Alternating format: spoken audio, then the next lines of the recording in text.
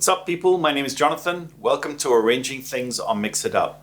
Today we're going to be looking at acoustic guitar arrangement of my song Space and Time. In episode 3 we looked at how generally I took a performance which I did 2.5 years ago, and I really applied a lot more of the techniques I learned and how I made a huge leap in the production of the song. But now I want to look at acoustic guitars, because this good song is pretty much an acoustic guitar driven song, and I felt that not only the vocals but also the acoustic guitar needed to make a step up. So let's look at that. So to start out with, even when I wrote the song, I tried to find a reference track. And by the way, that's a very good tip to use when you are writing a song or you have written a song. It's always good to compare with a reference.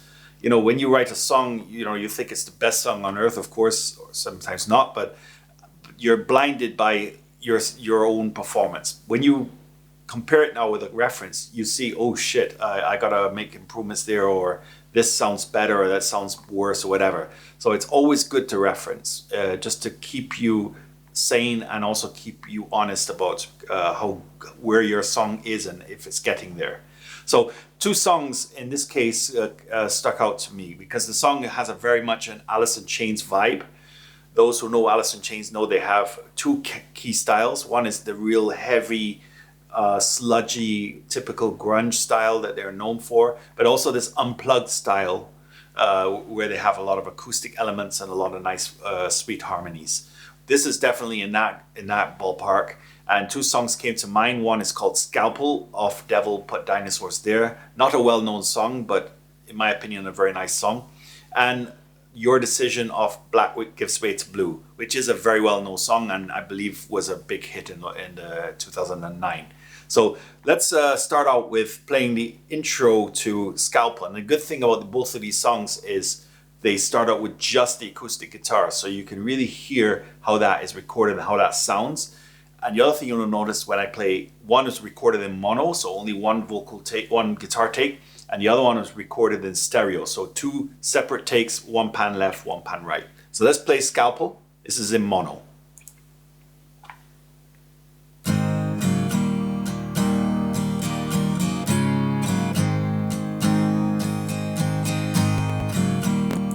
So it's a very dry type of tone. It sounds like a real guitar. It's pretty well recorded, but it's a mono take. Now let's go to Your Decision, which has a lot more production thrown at it, and this is 2 separate guitar takes.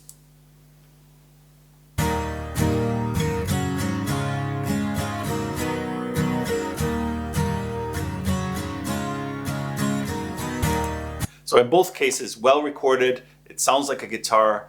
It has a lot of depth and really proper, in my opinion, a good reference to be used as a acoustic guitar take. Now, the first time I wrote this song, or first when I wrote this song, the recording I did was plugging the guitar through the piezo pickup directly into the interface, so what you call a DI signal.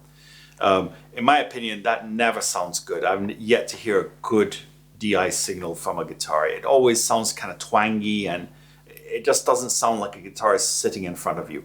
But anyway, I'll play that. But what I did here, because I did have Your Decision in my mind when I wrote this song, I did notice that it was 2 separate takes, so I did the same thing here. I took 2 separate takes of the guitar and pan 1 left and pan 1 right. So let me play that for you now.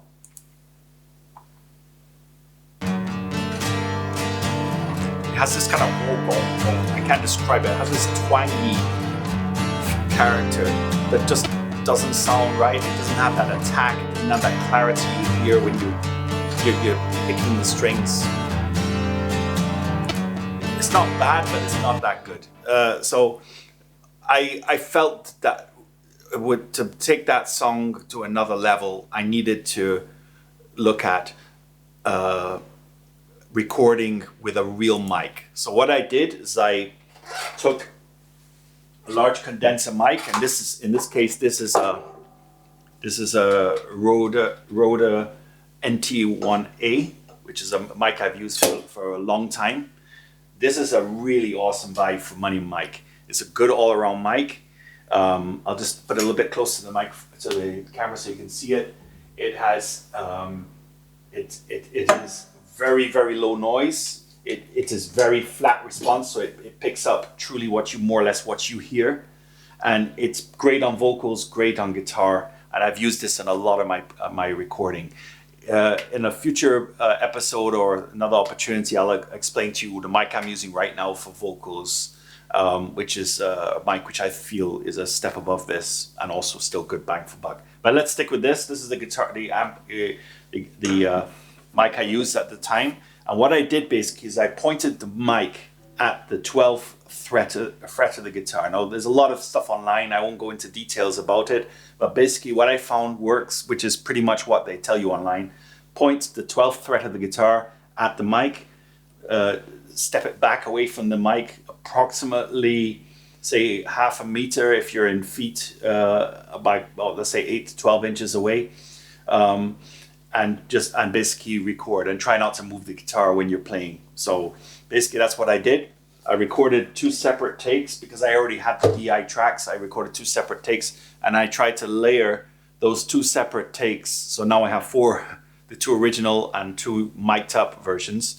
And I tried to see if I can make an improvement by blending in a real guitar mic, mic'd up performance with the DI. And this is what I came up with.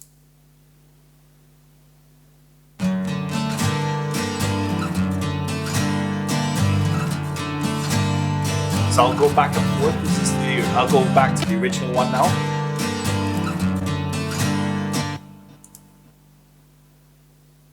So again, the original.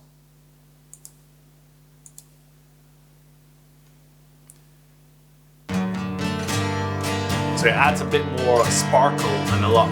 You hear the strings. It sounds more real when I added the mic'd up version. Problem I, however, had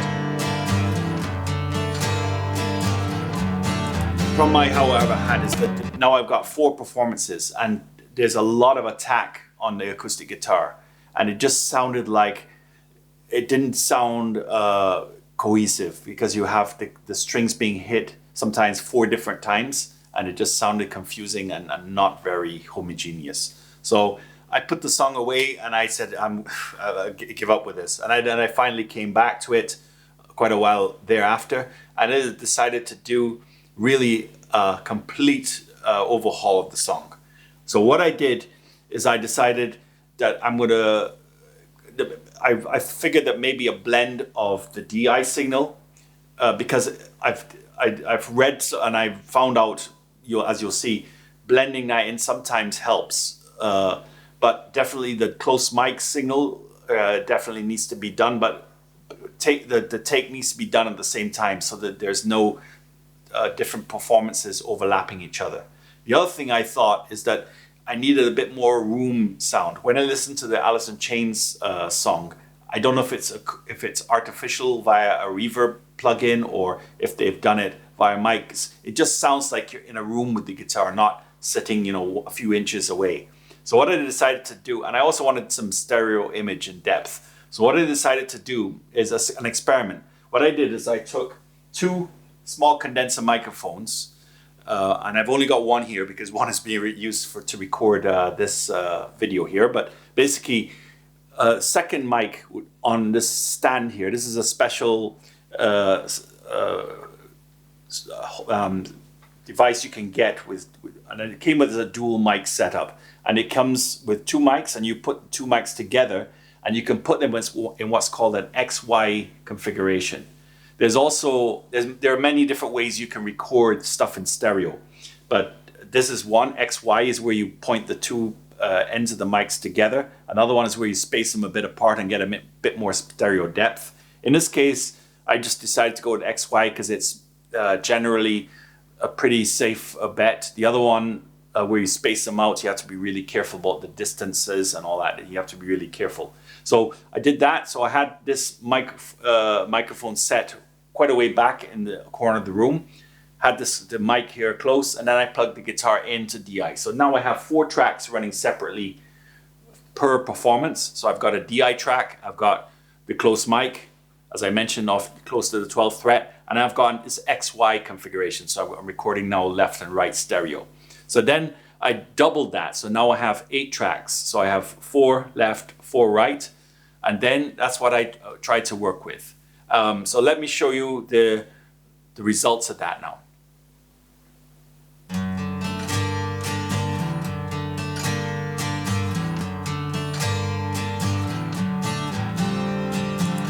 Now, that to me sounds pretty good. One thing you'll notice is that there's a little bit, the bass is missing a bit, especially if you're listening on good headphones. I'll play you now Your Decision, and you'll hear that there's a lot more bass in that song.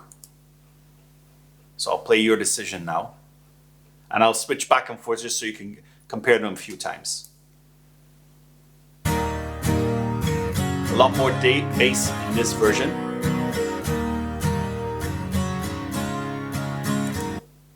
So I'll play you now mine again.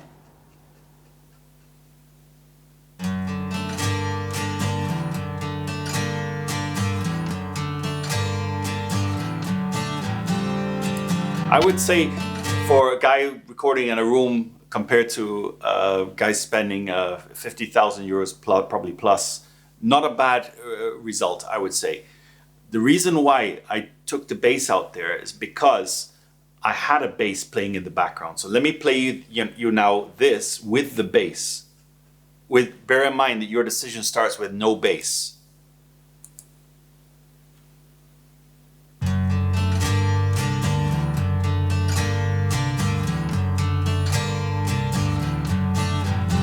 So you see the bass is doing that there. And that's why it's also important not to just blindly copy references. I started out like that. I just saw people doing stuff online and just took screenshots and tried to copy everything they're doing. You got to apply it to the song. So in this song, I got a bass. I don't need a lot of bass there, and I don't want the bass of the acoustic guitar, which can be quite dynamic, fighting with the bass of the bass guitar. So that's why I've took a lot of the bass out. So having said that, let's do a deeper dive now into what I did. So as I told you, I've got a guitar left and I've got a guitar right. So 8 tracks. I've got a DI signal. I've got a large diaphragm condenser mic. And I've got these XY room mics I told you about. So let's listen to them one at a time. Let me play for you now the DI track, so you can get an idea how that sounds.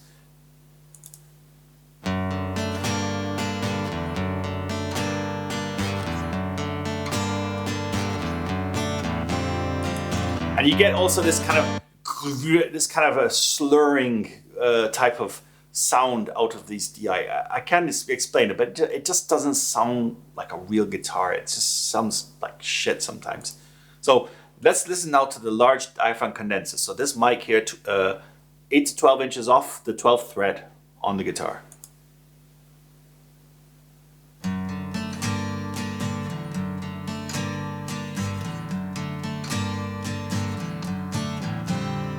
I don't know about you, I'll take that any day over that DI. That sounds like a guitar. Now, that sounds very dry because it's right next to the guitar. There's no echo because it's hearing the guitar. 99% of the sound is coming from the guitar and nothing's coming from the room. So let's listen to the room mics, what I did now. Again, out in the corner.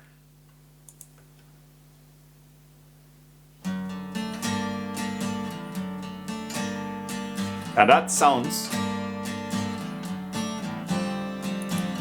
like you're sitting in a room and someone's playing an acoustic guitar and you're doing a little, like kind of a small little room concert. And that's what I want to give you. You're not sitting, putting your ear right next to the guitar. You're in a room, it's a performance. So what I did then, so in the final mix, what I did is I took out the DI completely. I just threw it away. I mean, and that's the lesson here. Taking an extra track doesn't hurt. Then you can make the decisions about how you blend later. But a DI track is very easy to make. You just plug it in, and take it and record. So I would always recommend you take a DI track and don't do like what I did with the first take, where I only had a DI one case and the other case I only had a microphone, and blending the two together I wasn't able to do it because I didn't take the track. So take it, you can always throw it away, which I did here. Then I have a good portion of the large diaphragm condenser mic and the room mics blended together. So what I'll do is I'll play you the large diaphragm condenser and then I'll add in the rooms. That's the large diaphragm condensers. Now I'll add in the rooms.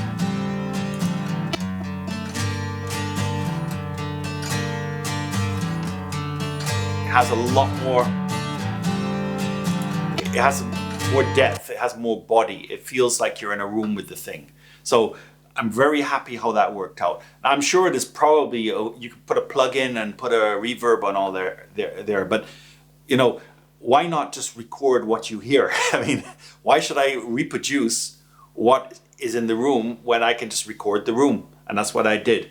Again, a little bit of extra effort, but I'm quite happy with that result. That's a good starting point. Now I did add reverb on top of that, but the thing is I can blend that into taste. But I have that real genuine, that nobody can ever replicate, the real sound of my room with my guitar. And I'm very happy with that result. So a few things else I want to talk about here is I want to talk about the arrangement itself of the acoustic guitar. So let me solo just all the acoustic guitars now.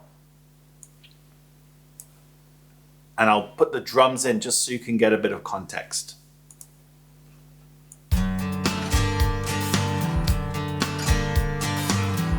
So that's how the song starts with the drums, bass, and obviously bass you don't hear. And then I have this lead part. So it goes from this part and then goes into this lead part here now.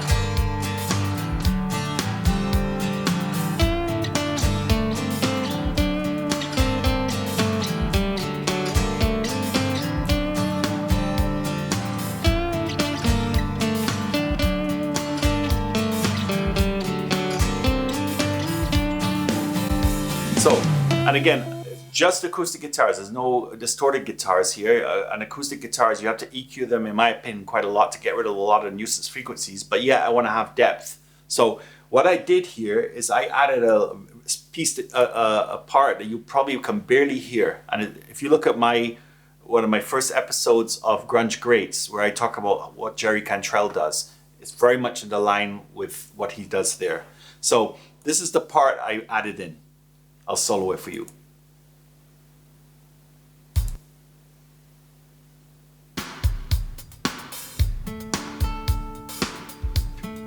Very simple part. Dun-dun-dun. Now I'll blend in the lead part and see how the two interlock together. You can barely hear it. Now let me take it away. The key is not how it sounds by itself, but how it sounds when it's not there.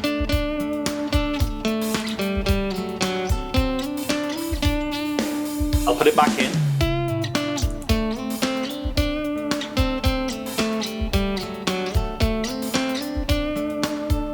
It just adds a sweetness. It's like you know, it's like spices. You know, just putting a little bit of spice on top. It just needs to be there in the background. I think that sounds pretty cool. Next, another part I would like to play for you is, along the same lines, is a part in the chorus. So this is, I'll play you the whole thing together, all guitars together in this chorus part with the drums, so you can hear it, you get a feel for the rhythm.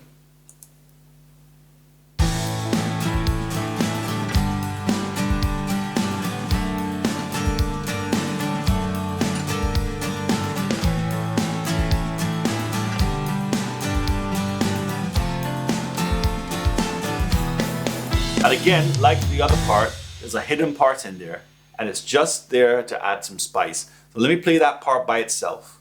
You will never know it's there if I didn't point it out, or if you didn't have a good ear.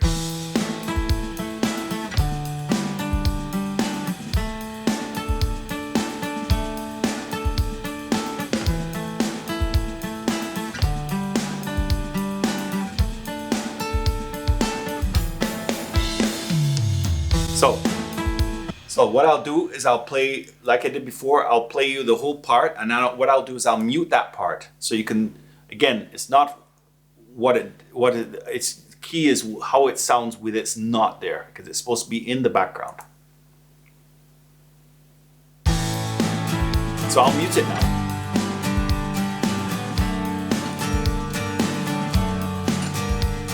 So it's gone now. And I'll play it in a loop and I'll put it back in.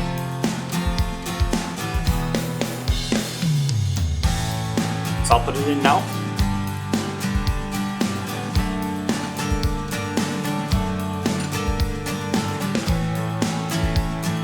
Take it out again. It's just subtle. It's just subtle. And those are the things that take your song from, say, 80-90% to 90-95%. Those are the small things, and that's what the top bands like Alice in Chains do. And that's, you don't know it, but it just sounds so full. You can't put your finger on it, but this little thick production and arrangement things like that they're doing that takes you over that edge. So that's kind of my takeaway to you. Like I said, I had this song. I had about 3 goes at it, and I almost gave up after the second one because I just was.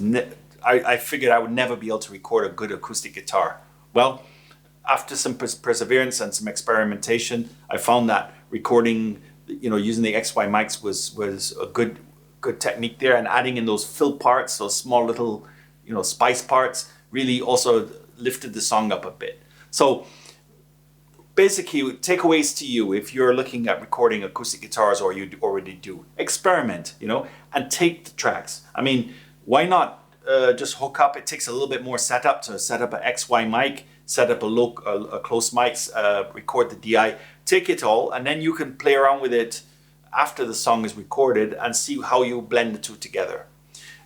Second thing is this room mic thing. Like I said, was really to me adds a lot more realism into the song, because acoustic guitars don't lie. You really can tell immediately if acoustic guitar is not recorded well. I mean, vocals are pretty easy to record. You just go next to the microphone and shout like hell. Distorted guitars, same thing. You just play a chord. But acoustic guitars, there's so many nuances in there that you really can tell if it's a good or a bad recorded guitar. And the other thing is DI is shit. Sorry. Don't waste your time. Spend the energy, get a proper large diaphragm condenser mic. Use this tried and tested technique to start out with, right off the 12th fret, 8 to 12 inches back. Go from there. Don't waste time with DI. Sounds like shit. So that's my my lesson learned. So guys, that's all I have time for in this episode. Next episode, we're going to look at the vocal arrangement in the song, because I think also I made some steps forward there, and I'd like to share with you how I did that. Feedback is much welcome. If you have any questions on any of this stuff here, please let me know. And once again, big shout out, thanks for all of the new subscribers and all of the likes and so on. Really appreciate your feedback. You guys stay safe, and see you next time on Arranging Things.